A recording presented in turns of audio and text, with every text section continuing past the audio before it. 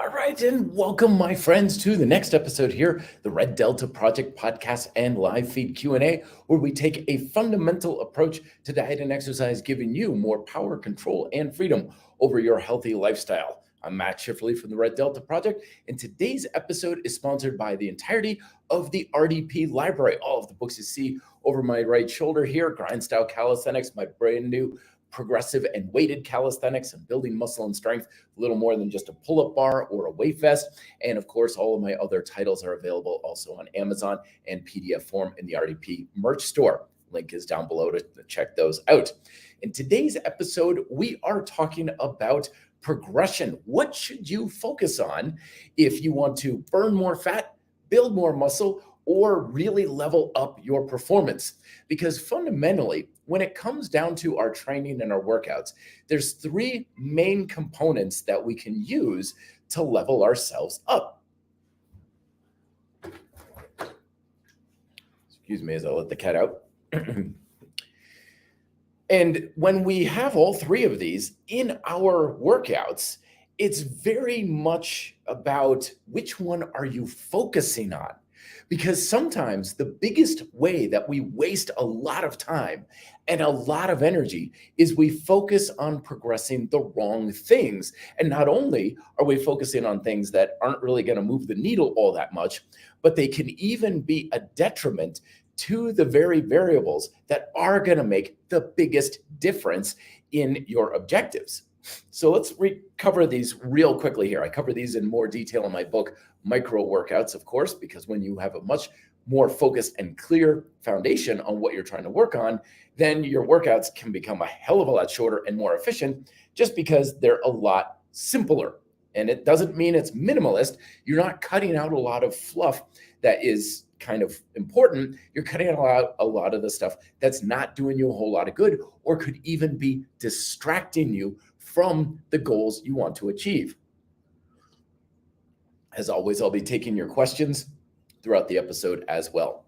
So when it comes down to your ability to improve your workouts, the three variables are time, how much of the thing are you doing? And this goes for how long you spend doing your workout, sets, reps, how many miles you're doing, and so on. It's also training frequency. It's how long you're spending doing things in the actual workout, like how long you're doing cardio or stretching and so on. So that's the first variable. It's just you do more of the thing. You also have intensity. Intensity is usually referred to more in the strength training world, but it also certainly does apply to cardio or how deep you're holding a stretch or how hard you're flying into a side kick and so forth, where it's basically how much of your total level of capacity are you using.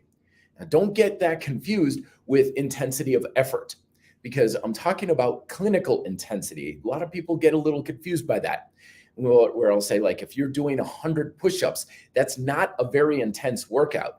Yes, I know that does feel really intense. It takes a lot of effort, but in clinical intensity, we're talking about how much of your capacity are you using. In other words, how much close to your one rep max. So if you're doing one arm push-up and it takes everything you've got to do that one arm push-up, then that's way more intense than doing 1,000 push-ups until you're just peeling yourself off the floor.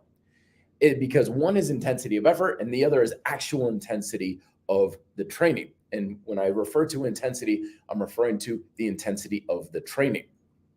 And then the third variable is simply proficiency, of how well are you doing the thing. And this usually goes more hand in hand with performance.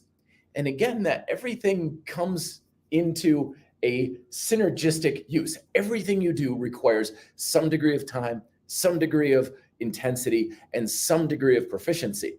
But when it comes to your goals and objectives, one of these is more important than the others. So let me go a little bit more into detail with that one. For example, let's say you're trying to burn a lot more fat and calories, or at least trying to manage your weight, and you're trying to get your expenditure to a higher level. Now, yes, being more proficient can certainly help that. If you run better, you're going to be able to have more expenditure just because you're a better runner.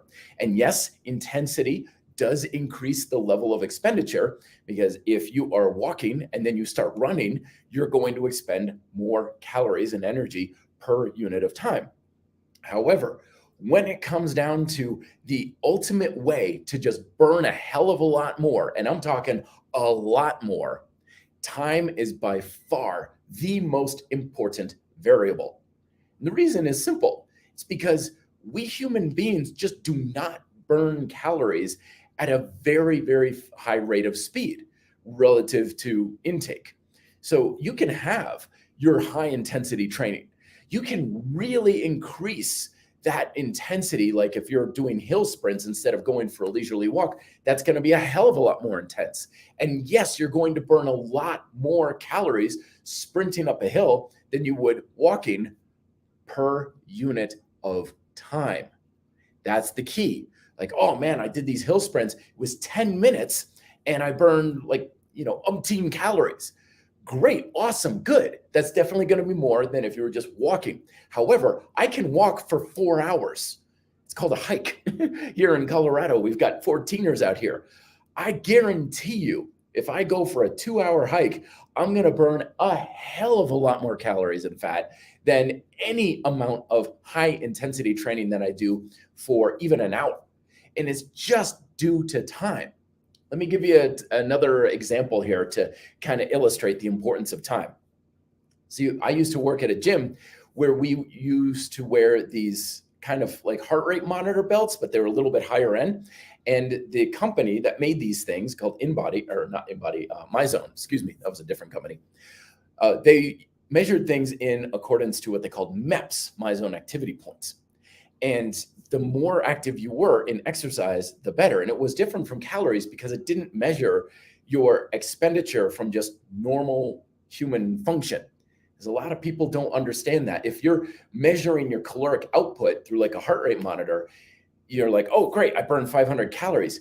Yes, but that's also several hundred calories that you would have burned anyway without any exercise at all.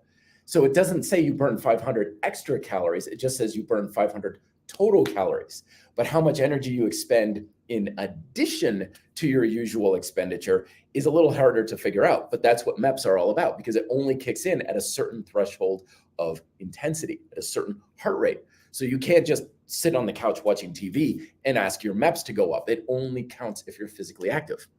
Anyway, a little bit of a story on behind that. We have a leaderboard on the screens in the gym that tracks your MEPS for the month. And if you're getting 200 to 300 MEPS for a month, you're working out at a pretty good clip. That's 2 or 3 workouts a week, generally. And sometimes you'll see people like 2,000 MEPS, 3,000, 4,000. Oh, that guy's got 5,000. Oh, 6,000 MEPS.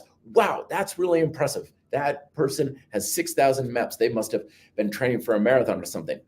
Well, we've got this one guy who every month is always first. And he gets literally like 20,000 MEPS a month. And no joke, we have people come in who know the system and they're looking at our leaderboard and they're like, oh, and then you'll see their expression on their face. And it's like, dear God, like 20,000, is that a glitch in the system? How in the world is somebody expending that much energy? That's insane. I mean, that's more than some people do in several months, and he does it in 1 month. And the answer is very simple. How he does it is he shows up at the gym roughly 6 a.m. and he leaves around 1 or 2 p.m. every single day. He literally works out for 5 to 6 hours every single day. That's how he gets so many. It's not a special type of exercise. It's not because he's working his tail off, although he does work hard. It's not because of the intensity or anything. It's just he's putting in a whole lot of time while wearing the MyZone trackers. And that just illustrates the importance of time if you really want to burn a lot more fat and calories. That yes, the intensity is good, and yes, the activity type is good. Full body activity burns more calories per unit of time than if you're just doing crunches and bicep curls. Sure. But at the end of the day, the biggest variable for really moving the needle and burning a lot of fat and calories is just putting in a whole lot of time. Now, you may be saying, but that's like almost impossible. Like, I've got a life. I've got a lot of other things I need to do. How in the world do you expect me to do that? I can't be like that guy who worked out for, 5, 6 hours every single day. And I totally agree. I'm like that too. And I work in a gym and I can't even come close to that. But one of the great things about expending energy is that it doesn't matter really what you're doing. You don't need to be working out, in quotes. You don't need to be doing cardio. You don't need to be even working up a sweat. You just need to be doing something, anything at all, because a calorie burned is a calorie burned regardless of the application for which it's being burned at. Now, let me give you another story here. I was talking with a good friend of mine, and he was talking about how he's like, I wonder if I need to eat more in order to gain some more weight. It was kind of like, I think I need to eat some more and things like that. And I'm like, well, what are you doing? He's like, well, I do the calisthenics like you're doing and stuff. And I don't really do any cardio or anything like that. And it's like, yeah, okay, maybe add a little bit more and stuff like that. But in the course of our conversation, he was saying, but I do get quite a few steps each day. And I was like, oh, really? Like, you're around 10,000, 12,000 steps? He's like, no, 30,000 steps a day. And I'm like, holy hell, dude. How the hell are you doing? Well, he works in an urban jungle and he does a lot of real estate and showings. So he's literally walking around London all day, every day. And he's like 20, 25, 30,000 steps a day. I was like, holy smokes, dude. Yeah, try to put on weight with that level of activity. Like, I seriously, don't worry about eating pizza and cheeseburgers. Like, that is an insane amount of physical activity. You're burning a lot of calories with that. But he's like, but I'm not working out. I'm like, it doesn't matter. The human body does not know what a workout is. It only knows physical activity, and it's going to burn fat and calories with any kind of physical activity in any way, shape, and form. So don't limit yourself. This is one of the biggest reasons why a lot of people say, oh, working out doesn't burn many calories. Yeah, because the only way you're burning calories is in your workout. Like, I personally, I work out a little bit every day. I do my micro workouts and everything. But to be perfectly honest, like, on my feet every day, but if I had only my workouts as my main source of caloric expenditure, but I was still sitting at a desk and sitting in my car and sitting at home watching TV, I would still consider myself pretty sedentary. Because yeah, that half an hour of calisthenics that I'm doing and being able to exercise and stuff, that counts for something, but not very much. But you're like my buddy was saying, was taking 30,000 steps a day or something. It doesn't need to be nearly that extreme. And that's a hell of a lot more than what most people do in a typical workout.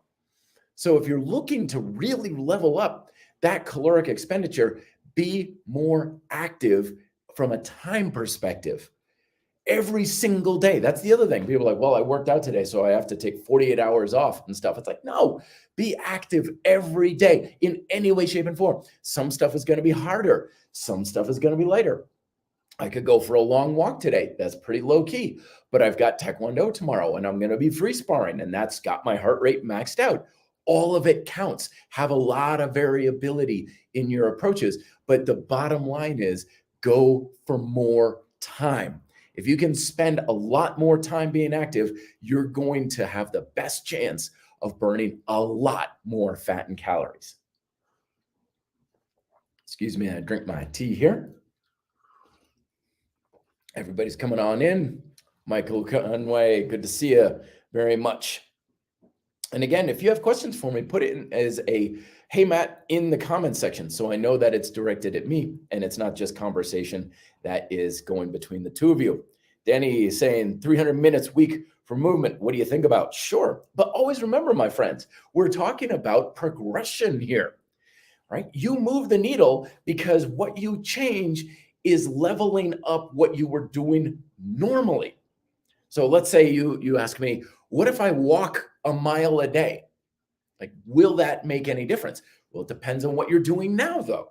If you're already very active, like my buddy Wasim, and he adds another mile, it's not really going to be that much of a difference, right? But if you're very sedentary and you add that extra mile, that's going to be a big relative progression from that. So that your success in everything you consider from a training standpoint, also diet standpoint, it's not what you do, it's what kind of a delta you are creating in your methods. How is it different from what you normally do? That's where the solution lies.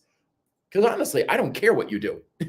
A fundamental approach to fitness teaches us that it's not about your diet. It's not about your workout program. It's not about how many sets and reps you're doing and stuff. That's not what is responsible for your results.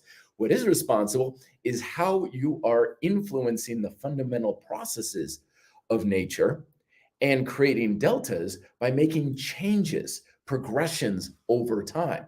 And that should be pretty self-obvious too. It's like, well, what if you did X? It's like, would that be a step up from what you're doing in these various methods that I'm discussing today? Yeah, okay, then it's probably going to work. A lot of times people will ask me about changes they're looking at diet and exercise. And the reason why they're asking me this, which I'm always very humbled that people want my opinion, but the reason why they're looking for my opinion is because they say, if I do this and I do that, which one of these would probably be better? And the reason why they're asking is because they don't have an obvious difference to them. Give you a case in point.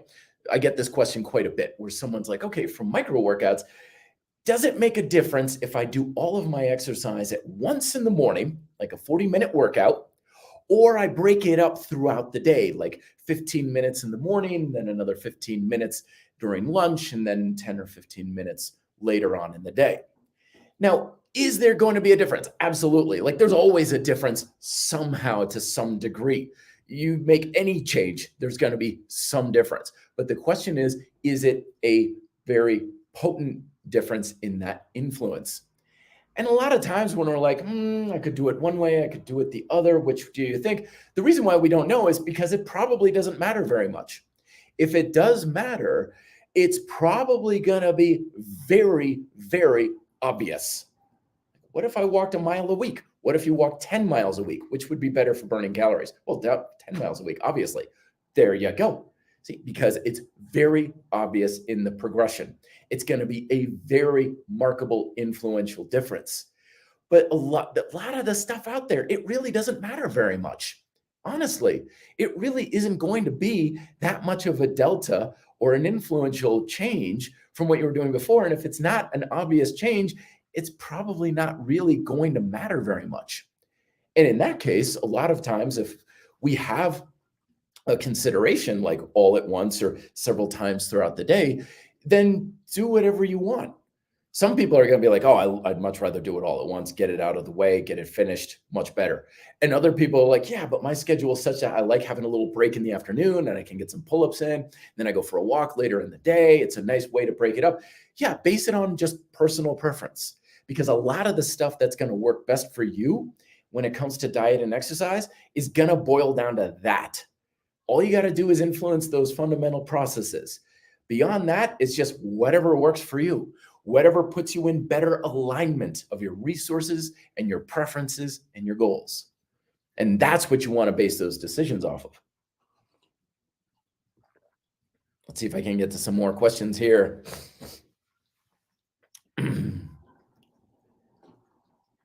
Let's see here. YT is saying, I have a question about push-up handles in one of your videos.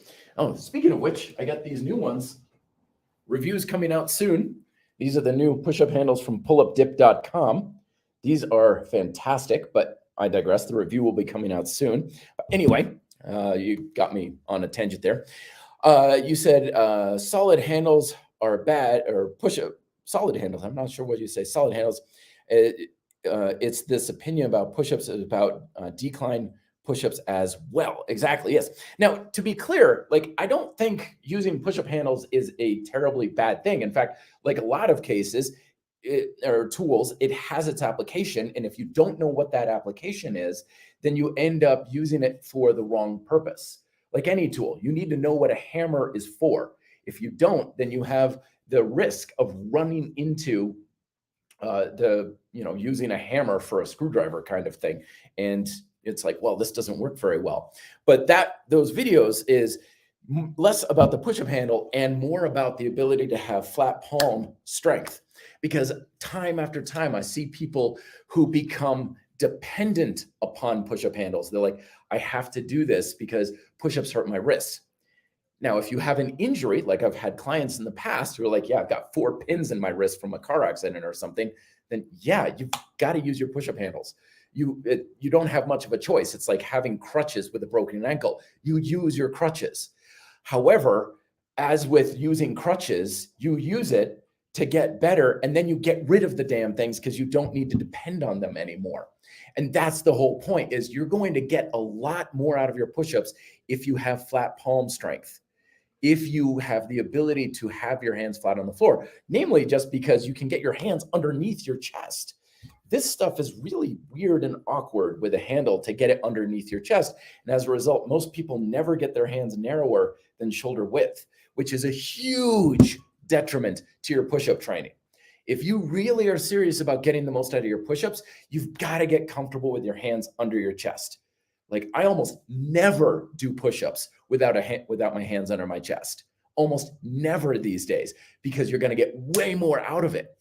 But you want to be able to have that flat palm strength. And yes, decline push-ups are an example as well. And like a lot of things in fitness, if we have pain and discomfort with something, and it's not due to an injury or some sort of an ache or pain that we need to heal, then the pain is telling you you've got something you're doing wrong in the technique. And that can be a very big detriment. So if you're doing push-ups on the floor and you're like, oh, my wrist, God, kind of thing, and you're like, oh, these are much better, that thing you're doing wrong is still there. The problem still exists, and it's probably going to get a lot worse over time. So then you become even more limited overall, instead of learning, well, why are my wrists so sore and stiff when I'm doing push-ups? 9 times out of 10, it's because your shoulder stability sucks. You have very poor lat activation to stabilize your shoulders. And as a result, the stress is going right down your arm and into your wrists. So I don't have anything against the handles. I have something against the dependency on the handles. Big difference. Big difference there. But thank you for allowing me the opportunity to clear that up. All right, ELL coming on in. Hey, Matt, what are your personal favorites, sets and reps? Very good. So I like to always kind of keep my repetitions well below 10. As I was talking with Wasim today, we had this conversation. I was like, I don't hardly ever do anything more than 10 reps, even if I can. Because we were talking pull-ups. He's like, 10 pull-ups is nothing for me now. I'm like, yeah, I know what you mean. If I'm fresh and my back is really engaged, 10 pull-ups is easy. But I don't really do much more than 10 pull-ups, because I'll do like 10 pull-ups as a warm-up, and then I'll be like, all right, let's get the dip belt out. Let's use a harder progression. Like, let's ramp up the intensity, which I'll be getting to in a second. But I want to make it hard. I don't want to be able to do 30 pull-ups. Why would I do that sort of thing unless I'm in a pull-up contest or something? I want to keep my reps low for building strength and proficiency, for reasons I'm going to discuss in a second. But when I'm finishing off my muscles, as a finisher, is my grind style calisthenics and my push-pull squat program, I keep it well above 10, usually around 15, maybe 20.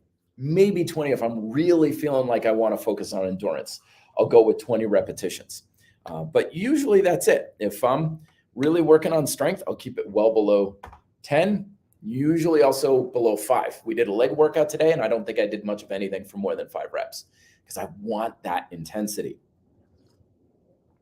And here's why.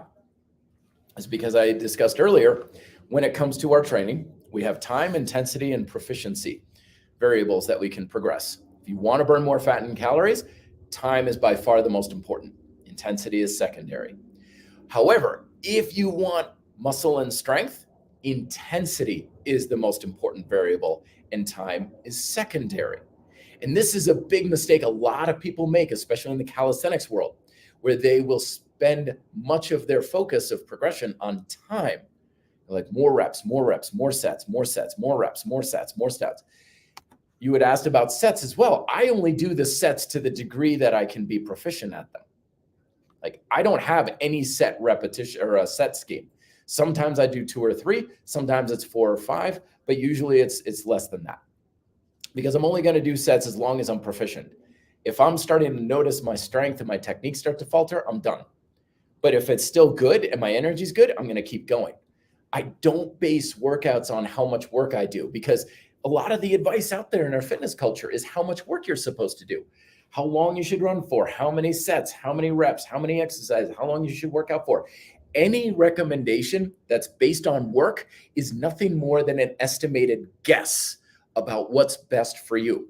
Because honestly, I have no business knowing what's best for you, because there's so many variables that count. You could be tired, you could be hungover, you could be mentally kind of checked out due to stress. You could also be feeling amazing. You could be doing great. And after 3 sets, you're like, I'm still ready to tear down the walls and do the best pull-ups of my life. You think I'm going to stop you at 3 sets if you're feeling that way? No, you keep going. If you can still keep kicking ass, keep going. By all means, don't limit yourself. So that's why I never stick to a specific set range, because if I can go more, I'm going to go more. But if I'm starting to peter out quick, I'm going to cut it out quick, because the goal is not to do as much work as possible. The goal is to be able to do what your objective is. So when it comes to developing muscle and strength, intensity is very, very important. And when we focus too much on time, we have the risk of either maintaining the same level of intensity. So this is something, again, people mistakenly understand, is if I can do 10 push-ups, that's a certain level of intensity. If I can do 100 push-ups, that's more intensity, right? No, not at all. That's exactly the same technical intensity. There's no more intensity in doing 10 push-ups than doing 100 on the technical side of things, because you're not using any more strength. Your muscles are holding the same amount of tension in them. So you're not going to get technically stronger. You're just building proficiency in the technique. Possibly you're building endurance, you're building efficiency, which isn't always a bad thing depending on your goals. But for my money, I'm in the push-up racket because I want to make my muscles bigger and I want to make them stronger. And the best way to do that is to put intensity as first and foremost. And that's why, again, if I'm doing push-ups, I'll get like 10, maybe 15, and be like, all right, enough with that. On with the weight vest, on with the archer push-ups, RTO push-ups, progressing to dips, whatever. I need it hard. I want it really hard and intense. I don't want to do 100 push-ups. People are like, can you do 100 push-ups? I'm like, dear God, why would I ever want to do push-ups that are that easy? Those are easy push-ups. If you can do 100 reps, it's easy. And if your focus is on muscle and strength, stop doing easy exercise. It'd be the same thing as if a power lifter came in to his other power lifter buddies and like, guys, you know how we're doing like doubles and triples in our workouts with like 300, 400 pounds? Yeah, I got this great idea. We're only going to lift 95 pounds and we're going to try and do it 100 times. They'd be like, dude, what the hell is wrong with you? We're here to get stronger. Why are you doing this lighter stuff? What are you doing this endurance stuff for? Yeah, there's even a place for that in a powerlifting program for, deload sessions or greasing the groove and work capacity and all these other things. But if you came into a powerlifting gym and you're like, yeah, my whole powerlifting program is about lifting 95 pounds 100 times, they'd be like, what are you doing? That is not the way to do it. But for some reason, when it comes to calisthenics, we get it completely backwards. I'm going to do 100 push-ups. Yeah, that sounds great. Why? Fundamentally, it's the same thing. You're not going in the direction you want to go in. So we want intensity first and foremost. We want the muscles to be working closer to their maximum capacity. That doesn't mean you always need to be doing doubles and singles. You can have sets of 6, sets of 8. You can still have some time. Of course, remember, time is secondary to intensity for this. So it still is important. It's just not as important. You don't want to focus on it too much, sort of thing. But when it comes to, I want to make my muscles bigger and stronger, you're probably going to make more happen by focusing more on progressing intensity than on time. And this goes along with a video that I made several months ago, where I talked about how a lot of my real hard strength exercises that I do, like my commando pull-ups and archer push-ups and stuff, I don't progress reps on those hardly ever. The goal is never to do more reps. When I'm doing my commando style or progressive pull-ups, I'm doing typically sets of 2 to 3. And a year from now, I'm going to be doing sets of 2 to 3. I have no goal. I do not want that to be something I can do 8 to 10 reps on at all, because I want it to be really, really heavy, and I want it to stay heavy, because if I stay heavy, then I can progress the intensity. If I keep the intensity level and I'm at 5 reps, 6 reps, 8 reps, 9 reps, 10 reps, good, you're progressing time, but the intensity again is still the same. You're not progressing that. Now, from a hypertrophy standpoint, that can be beneficial because hypertrophy is a little bit more of a mix of time and intensity, but we don't want to get too carried away, like 100 push-ups, 1,000 push-ups, that sort of thing. But I want that intensity to stay high. With grind style calisthenics or push-pull squat, is I want it to be high, I want it to stay high. And in order for it to stay high, that means I'm progressing the intensity primarily over time instead of time. I don't want to do more reps. I want more intensity. I want more resistance. I want more tension in that. So if we're focusing on that, then we can be stronger. And then with time, I just put in the finisher at the end to really burn out the muscles, to really just blast them out. And that's just a couple of sets, usually 15, 20 repetitions. Like I said earlier, that's going for more time and just using whatever juice is left in the muscle. Doesn't take a whole lot of time. I don't want that to be something I do for set after set after set after set, because that means I'm holding myself back. A couple more questions here. Michael Conway, thank you very much. New Jersey Devils logo. Very good. I believe that's the Devils. Hey, Matt, what are your thoughts on rucking? Oh, very good. It's getting very popular these days. And to be honest with you, I'm mixed about it. Because on one, like I said, walking is one of the greatest things you can do for exercise. It gets you outside. It's very therapeutic. The sun is on your face. You've got the wind. And well, if you have hair over my scalp, I guess you could say, I love that sort of thing. But I'm a little bit wary about weighted hiking, because that's what rucking basically is. It's you have a weighted pack or a weight vest, like Mike and Sui weight vests and stuff. And I've done that a couple of times, but I've found it to be largely uncomfortable, because with any sort of long-term activity, when you add intensity, eventually form's going to break down. And posture changes, you get a posterior pelvic tilt. You have to know what you're doing with that sort of thing. You can't just put on a backpack and go walk in the woods. I would not recommend that. You want instructions. You want to know what you're doing, because anytime you're adding a decent amount of intensity with weight, you do run a risk. Because the thing about weight is it will always apply a given amount of resistance on the body, regardless of what your technique is like. And if your technique starts going south and you're getting tired and you're just not quite walking with the smoothest gait, that's resistance applied in a potentially misaligned situation. So you've got to be careful with it. And so that's why I say rucking is more skillful than people think. I know what one of the allures is, you just put on a weighted backpack with like 20, 30 pounds, and you just walk in the woods. It's great workout. Yes, but it also has potential downsides if you don't know what you're doing. Now, for me personally, I say screw the weighted backpack and just go uphill. That's the easiest way to go about it, because all you're doing with that backpack is adding intensity. Back in the 80s and 90s, you'd see these people walking neighborhoods, speed walking, right? And they'd have like ankle weights and wrist weights. So they'd be carrying 5-pound dumbbells, and they'd be like walking, speed walking like this, carrying 5-pound dumbbells. It's the same thing. It's just adding weight to try to make walking harder is basically all it is. And that certainly can work. Absolutely. But for my money, you're going to get a lot more out of elevation if you have it. I know that doesn't work if you're in Kansas or Southern Florida kind of thing. But out here in Colorado, we got these great things called mountains.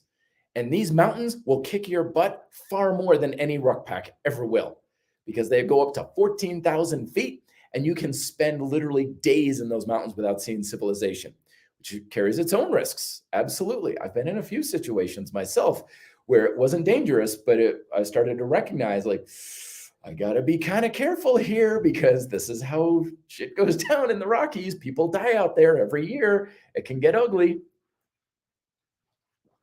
So here's my bottom recommendation. If the idea of rucking kind of appeals to you, get hiking first for several reasons. One is you're going to condition yourself better to handle the pack if you're going up hills and mountains and stuff. You're going to get used to terrain a lot better. And that's something that really surprises people, because if you're used to walking on a treadmill or even walking on concrete and walking paths and stuff, and then you go out in the woods, that's a very different scenario. You've got rocks, you've got roots, you've got mud, you've got sand, and all these other sorts of things. That's not something you want to expose your body to first thing with 30 pounds on your back. You want to get used to that in a big way. You want to make sure you're having very good shoes. You don't want to go out there with just tennis shoes on and good gear and equipment.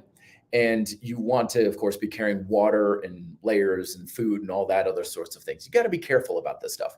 But I will take hiking without a pack over hiking with a weighted pack any day. And it's simpler, it's easier, it's safer. And if you want to make it harder, you just go faster. I guarantee going up these mountains here in Colorado will totally kick your tail, regardless of your fitness level. We have this thing out here called the Manitou Incline. You come out here to Denver, I will take you to the Manitou Incline. And then after you do that, if you make it up, I'll ask you if you want to carry another 30 pounds on your back. And I'm willing to bet anything the answer will be, oh, hell no. I barely made it up with my own body weight as it was. But I do like it. I mean, I don't want to say it's bad. I don't want to discourage people from it. I think we should just be hiking more rather than rucking first and foremost. Roduna, how's it going? Hey, Matt, any tips on combining boxing and calisthenics training? I used to do a push-up, squat, split, push-pull, squat, split, 2 times a week using a pull-up bar and rings. Awesome. But it's hard to combine it with boxing 3 times a week. Yeah, and that's the biggest challenge that you face as any athlete, but martial artists as well. Like that's my book in bodyweight training for martial arts. That's the biggest thing that I cover in the book in the programming section is you've got to be able to make sure that the calisthenics is not compromising your martial arts training or your athletic training and vice versa as well. So it's very tricky to kind of program, but here's how you can go about it. One is always remember to prioritize what's most important. If boxing is your thing, your main source of energy output and your focus is on boxing. And the calisthenics and stuff, that's seconded. That's supplemental. Okay? That's not what you're here for. You're not doing this to work out. A lot of times athletes will find that where they'll start putting more time in the gym doing the strength training, and then it starts to actually make their performance go down because they're spending way too much of their resources in the strength training. And the fact of the matter is, by far, the biggest influence to your performance, which we'll get into in a second, is the practicing of your sport. If you want to be a better boxer, you got to go practice your boxing. I will take anybody.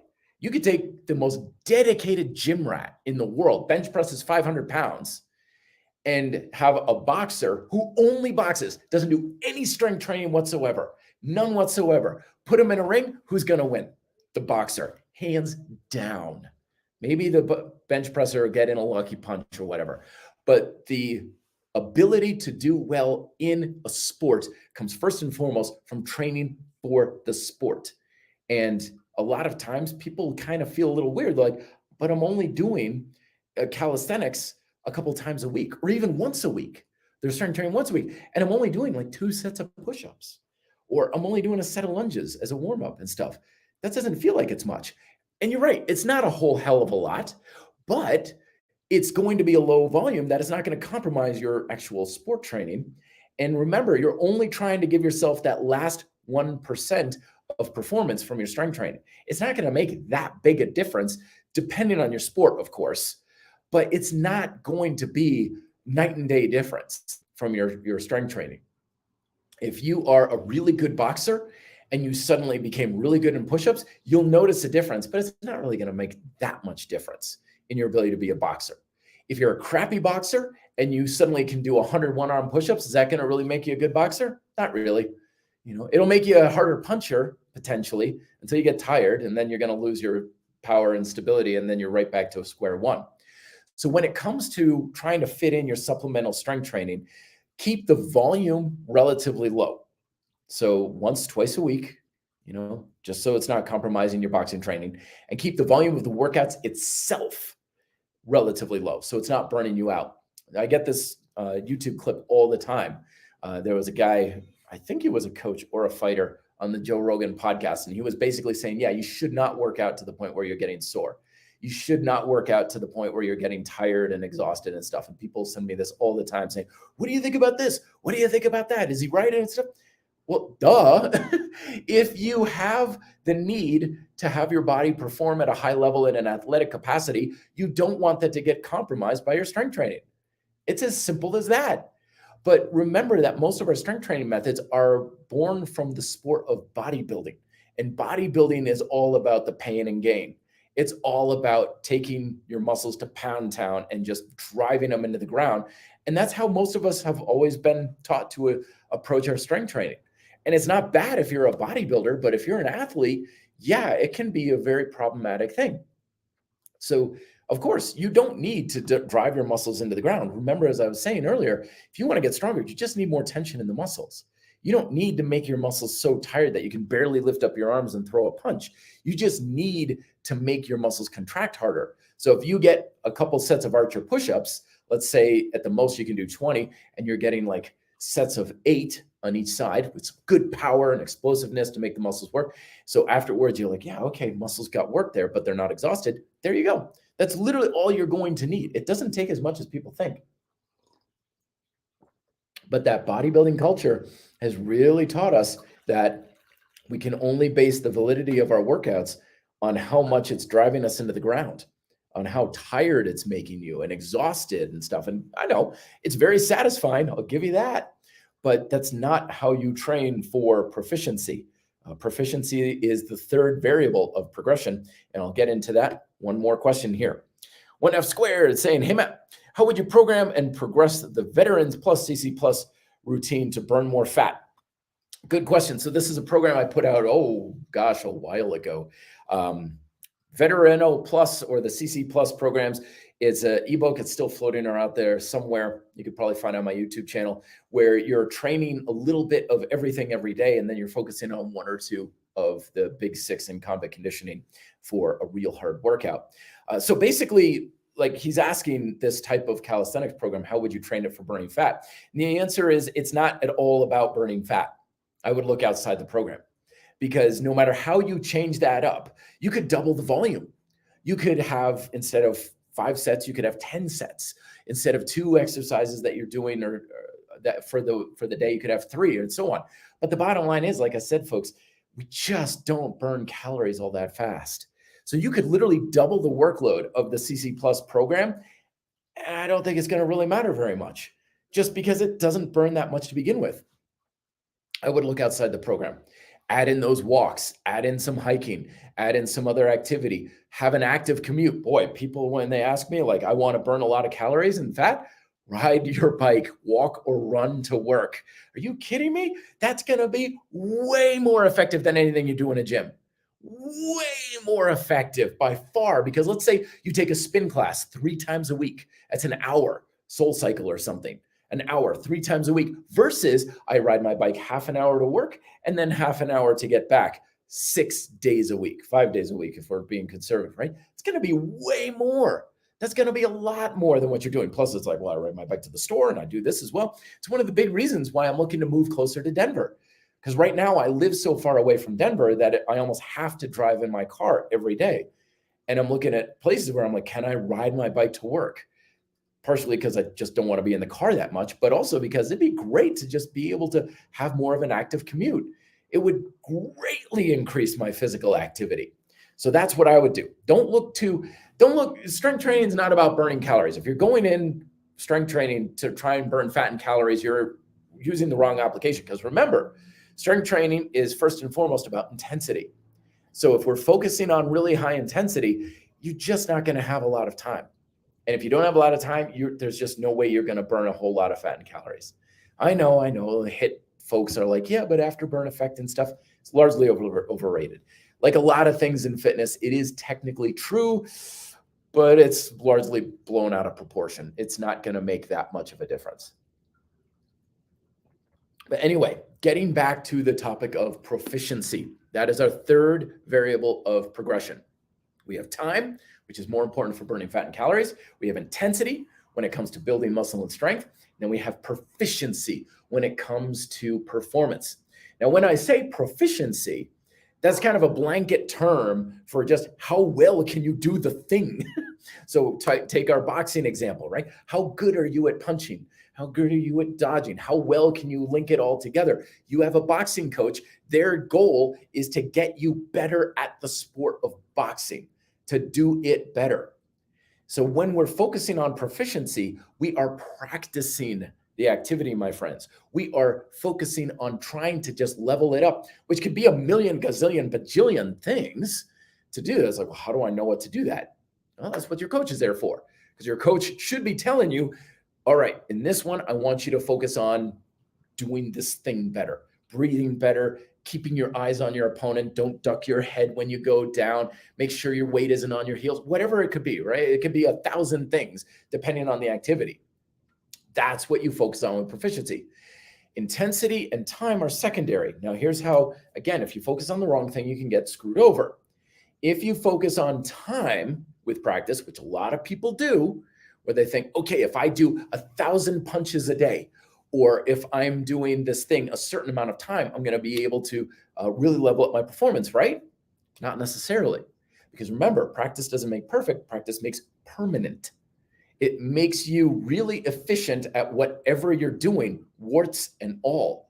So if you suck at punching and you practice 1,000 punches a day, you're going to get really efficient at really crappy punches. Right? But the second your coach says, no, keep your shoulder down, make sure you're driving with your waist and your hips or whatever, the second that happens, you're now more proficient, as well as you're improving it. So that's why you can practice for hours and hours and hours, years of your time and never get any better. Happens all the time. Happened to me many times in my martial arts training career. But the moment you're like, I'm trying to do this thing better in this specific way, you're going to get better, even if it's not a lot of time. So that's why you want to focus on the proficiency. Intensity can also screw you over with this, because often when we have a lot of intensity, that can be a very similar stimulus as volume in reinforcing bad habits. This is why a lot of times in the strength world, particularly very skill-based strength like Olympic lifting, kettlebells, that sort of thing, if you're working on technique, they'll say, lift a lighter weight. Because when you have a very heavy weight, your nervous system just defaults into whatever pattern you've been using for the past several months or even years. It's very, very hard to improve your proficiency when you're trying to max out volume and intensity. So the more you're focusing on volume and intensity, the harder it is to improve your proficiency. So that's why you decrease the volume, decrease the intensity, improve your proficiency, then you add the volume, then you would add intensity. Because that's kind of the way you want to think about it. In my book on progressive and weighted calisthenics that I just put out, the biggest lesson in the weighted calisthenics chapter is that the weight is not there to make you stronger. No one ever got stronger by lifting more weight. The point of the weight is to challenge your proficiency in the technique. So if I'm up there jumping on the pull-up bar and I'm getting chest to bar on my pull-ups and I add my Kensui weight vest, like 30 pounds, I'm not adding that to just add weight. I'm saying literally in the back of my mind, let's see if you can still get your chest to the bar with the 30 pounds on. And yes, it's going to be harder with that weight, but that's the point of the weight. It's there to challenge my proficiency. But the moment I start making it about the intensity or the weight or the volume and stuff, and I'm letting my technique erode, I'm going backwards on proficiency. And that's why you'll have tons of people in the gym who have a lot of weight, or they're like, look, I can do 1,000 push-ups, and their form sucks. It's because they've compromised their proficiency for the sake of the intensity or the volume. They've got their priorities screwed up. They're not focusing on the proficiency. And it's an ego check. When you focus on proficiency, and I'm like, okay, you're not getting your chest to the bar with 30 pounds. Let's try 15 pounds. Okay, yeah, I've got that. Good. It hurts because you're like, damn, I thought I could do pull-ups with 30 pounds. Now I've only got 15 pounds. And that was a struggle. It's an ego thing because you're not prioritizing the right thing. And that's why I'm making this video. It's because what do you prioritize for your goal? And to quickly recap, if you want to burn fat and calories, prioritize time. If you want to build muscle and strength, prioritize intensity. Conversely, proficiency and intensity are linked together in the progressive calisthenics field, which is cool. All strength training, but especially progressive calisthenics. And if you want to improve your proficiency, focus on, well, proficiency, how well you're doing the activity. And don't compromise these things necessarily for the sake of the other variables. Because you could be like, okay, I only went out for a jog, but I only jogged for a mile because then I noticed that my activation and my hips and my form started to break down and I started to go a little slower after that. Like, yeah, but you're trying to burn a lot more fat and calories. You're not going to get much out of a mile. You need to keep going, doing something. So it's all about what are you prioritizing in your training in order to align with your goals. All right, I'm done talking on that topic. Let's get to some more questions here. Rapid fire. Zane, Titanium Silver.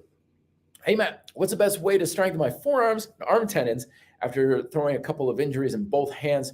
Been back to work now, but slowly. Yeah, so you've got to be working with whatever your hands can handle. Obviously, injuries, especially to tendons, they're tough, man. They are tough. They take a long time to heal. A long time. I did the same thing with my left knee in a ski accident last year, and I think it was August before I could really throw a decent side kick again. So you got to be patient. You got to listen to your body and basically use whatever feels most comfortable in your arms and your forearms. So in that case, if you're having trouble with flat palm strength on the floor, use your push-up handles. Absolutely. They're a crutch, but crutches help you heal, right? And then over time, use something with a little bit more progression to it. So you're doing them on yoga blocks. So they're flat palms, but their fingers are bent a little bit. Gently ease into it. So this is a case, folks, of proficiency goal. You're trying to do something better. You're trying to level up the function of your body. So you use whatever abilities you have now, and you gradually progress the proficiency with the challenge of how well you can use your hands. That's how we would go about it. All right. Let's see, more questions here. I know I talked a lot, missed a lot. I'll get to these as best I can. Alan's saying, hey, Matt, I know Nordic curls are your favorite, but have you tried Cavadlo's version? I haven't. And they're not my favorite. I think you put a typo in there. I'm not a big fan of Nordic curls.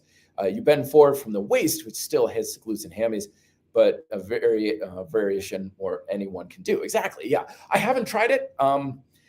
Just partially because one of my big beefs about Nordic curls is they're just really kind of a pain in the ass to set up.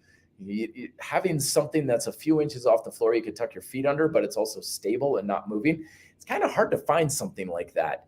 You can have someone kind of hold you down, I guess, but it's usually just so much more of a pain in the neck for me to be like, all right, how do I jerry rig and MacGyver something up so I can put my feet under something, but it's not going to move, and I'm going to put a lot of force upwards against it. And yeah, I could kind of use that dresser, but now I've got to stack stuff on it because it's not heavy enough. And yeah, I much prefer the suspension strap hamstring variations. It's far easier to progress, far easier to get started on, far easier to regress to whatever level you're on.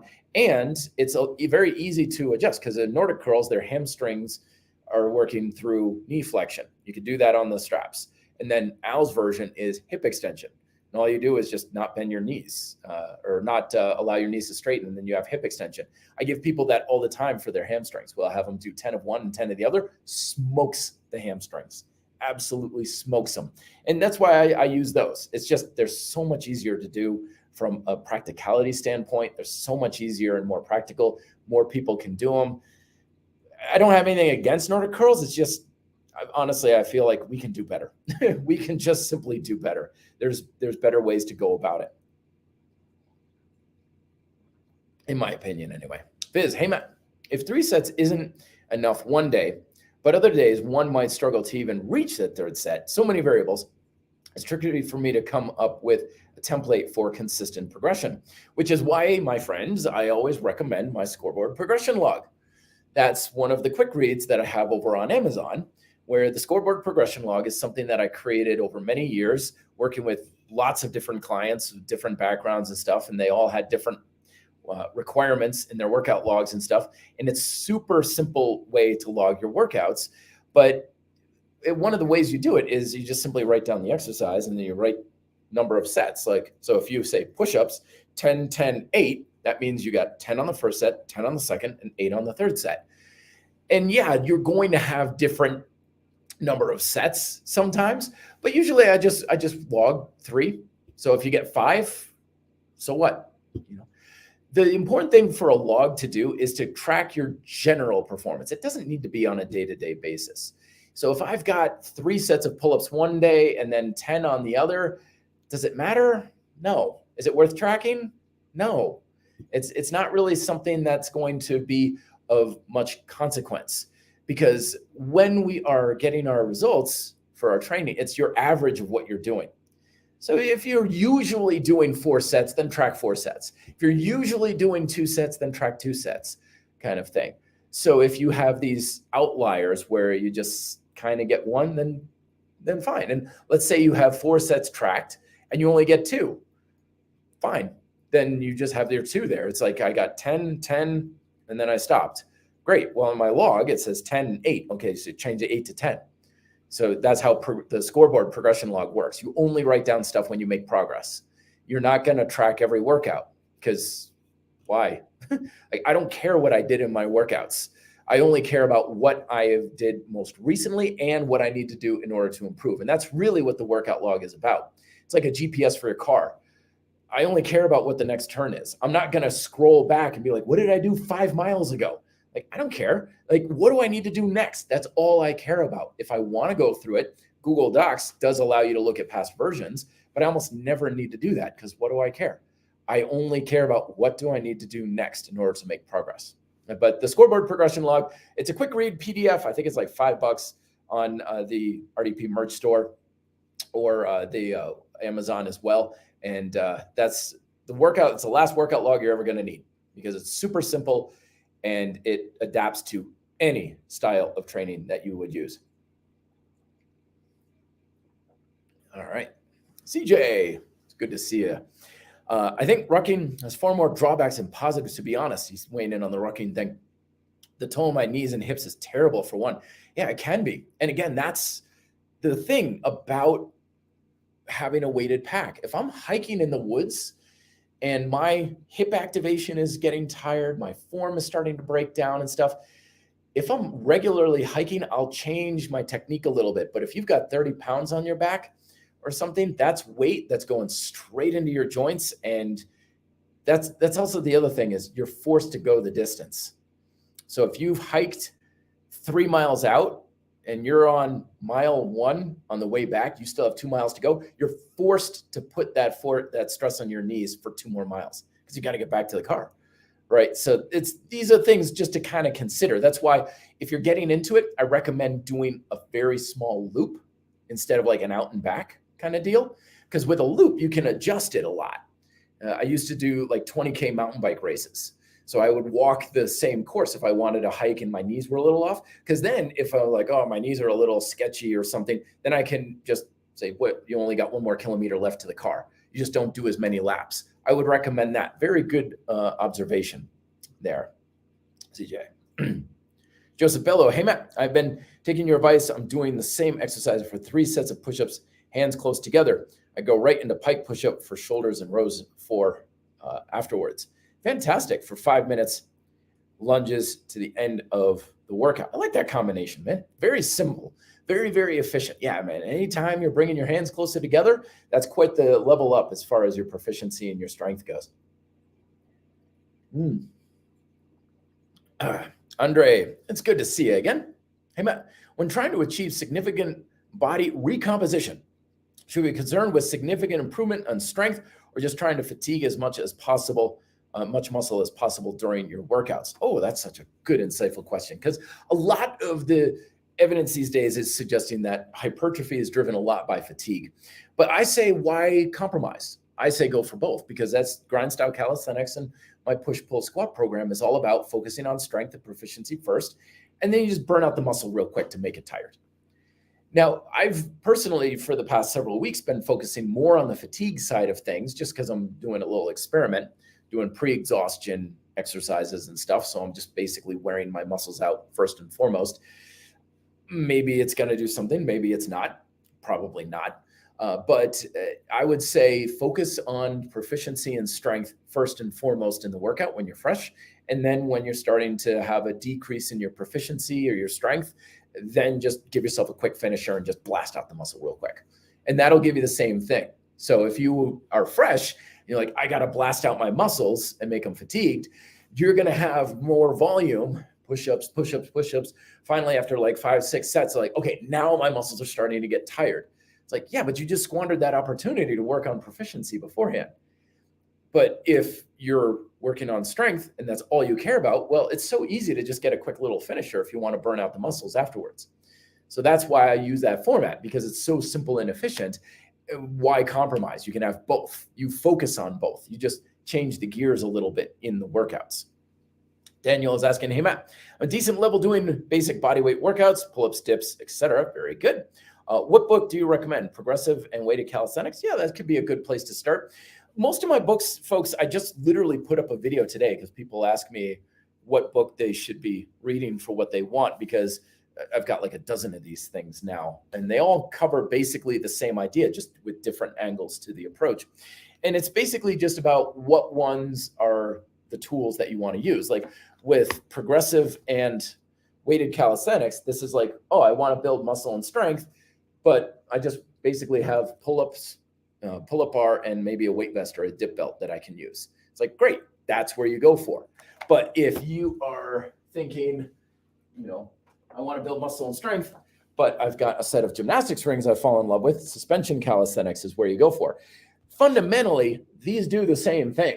It's the same basic approach. It's just which tools are you using? That's what you want to be considering. So a lot of my books kind of do the same thing. It's just what angle are you using with various approaches. But yeah, check out that video I just posted on the RDP YouTube channel. I don't even have ads on it. I just wanted people to understand, like, this is why each book was written for the purpose it was. Because I mean, as much as I love the support, some people are like, I've got all your books. I'm like, why? Like, I don't know anybody who really needs all of my books. It's just which one or two is good for your needs. And my goal with writing these books is to give you what you need. And then you're basically set. You don't need book after book after book after book in order to keep moving forward and progressing. All right, Zarate Karate, it's good to see you. All right. Hey, Matt, I was wondering if you do horse stance or sitting in a primal squat in your daily training. Help me a lot in adding strength and legs, especially long distance walking, etc. Not really. I do a lot of just shifting squats, where I'm in a deep squat and I'll have my legs not that wide, but fairly wide, and I'm shifting my hips back and forth kind of thing. But no, I mean, getting into, in Taekwondo, we call it a sitting stance, same sort of deal.